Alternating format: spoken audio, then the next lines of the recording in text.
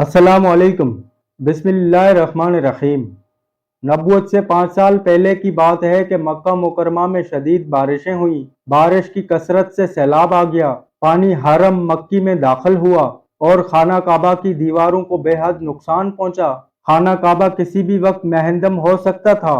चुनाचा कुरैश के बड़े सरदार जमा हुए कि खाना काबा की अजसर नौ तामीर की जाए। खाना काबा की तामीर नौ के फैसले का एक सबब यह भी था कि हजरत इस्माइल अलैहिस्सलाम ही के ज़माने से इसकी बुलंदी 9 हाथ थी, इस पर छत नहीं थी। एक मर्तबा चोरों को मौका मिल गया, उन्होंने अंदर रखा हुआ खजाना चुरा लिया। इस वजह से बैतुल्लाह पर छत डालना जरूरी समझा गया। मुत्तफिका फैसला हुआ कि इस अजीम घर की तामीर के लिए सिर्फ हलाल रकम इस्तेमाल होगी। सूद का माल, नाहक कमाया हुआ माल हरगिज इस्तेमाल न होगा। इसलिए जरूरी था कि नए सिरे से बुनियादें खोदी जाएं। इसलिए पुरानी इमारत का ढहाना जरूरी था, मगर किसी में इसके आगाज की जुर्रत न थी। बिल आखिर खालिद बिन मुगीरा मखूमी ने हिम्मत की और लंबी दुआओं के बाद फावड़ा चलाना शुरू कर दिया। लोग इस अंदेशे का शिकार थे कि इस पर अभी कोई आफत टूट पड़ेगी, मगर काफी इंतजार के बाद जब उन्होंने देखा कि वलीद को कुछ नहीं हुआ तो बाकी लोग भी इनाम के इस अमल में शामिल हो गए। तामीर के लिए हर कबीले के जिम्मे एक हिस्सा लगा दिया गया। बाकूम नामी एक रोमी मेमार निगार था। कुरैश के पास हलाल माल कम पड़ गया, लिहाजा उन्होंने शुमाल की जानब काबा की लंबाई 6 हाथ कम कर दी। इसको खतीम या हुजर कहते हैं। दरवाजा जमीन से खासा ऊंचा रखा ताकि जिसे कुरैश चाहें उसे अंदर दाखिल होने की इजाजत दें। दीवारें जब 15 हाथ ऊंची हो गई तो अंदर 6 सुतून खड़े करके छत डाल दी गई। मगर छत डालने से कबल जब इमारत हजरा अस्वद तक बुलंद हुई तो एक झगड़ा खड़ा हो गया। बनु हाशिम तलवारें लिए आ गए। उन्होंने कहा कि हजरा अस्वद को सिर्फ बनु हाशिम इस जगह पर रखेंगे। उधर बनु हरब, बनु उमैया और इनके चचाजाद भाई 100 के लगभग अफराद जमा हो गए। कहने लगे कि हजरा अस्वद हम रखेंगे। बनु जहरा और बनु सहम में इत्तफाक हो गया कि हजरा अस्वद पर हमारा हक है, उसे हम रखेंगे। गर्जिया सब लड़ाई के लिए तैयार हो गए। उधर खालिद बिन वलीद का चचा उमैया बिन मुगीरा कहने लगा कि क्यों एक दूसरे का खून बहाते हो, आओ सब मिलकर किसी को हाकिम बना लेते हैं।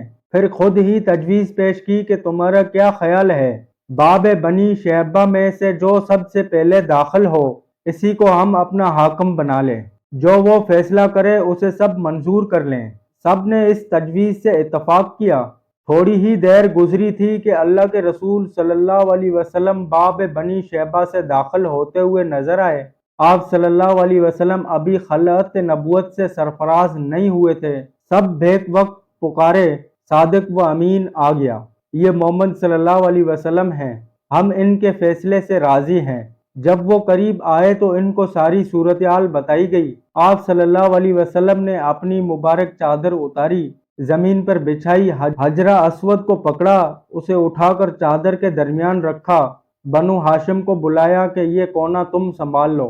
बनु जहरा को दूसरी तरफ का कोना पकड़ाया, बनु उमैया तीसरी तरफ और बनु तमीम चौथी तरफ का कोना संभाल कर खड़े हो गए। फिर फरमाया, बनु काब और दीगर तमाम ओहदेदार सबके सब चादर पकड़ कर उठाएं।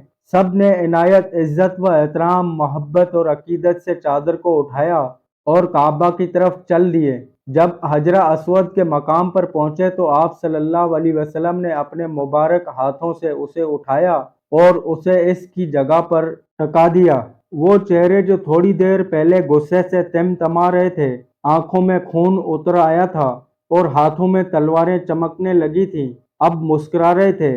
एक बड़ी लड़ाई और अजीम फितने का सद्बाब हो चुका था। एक सादिक व अमीन, दानिश्वर और काहिद ने इनायत उम्दा फैसला कर दिया। एक ऐसी शख्सियत का फैसला जिसका दामन किरदार फूलों से बढ़कर मुतर और शबनम से ज्यादा पाकीज़ा था, जिसने कभी चोरी नहीं की, जो कभी भूल कर भी किसी खयानत का मुर्तकब नहीं हुआ। अल्लाह हाफिज।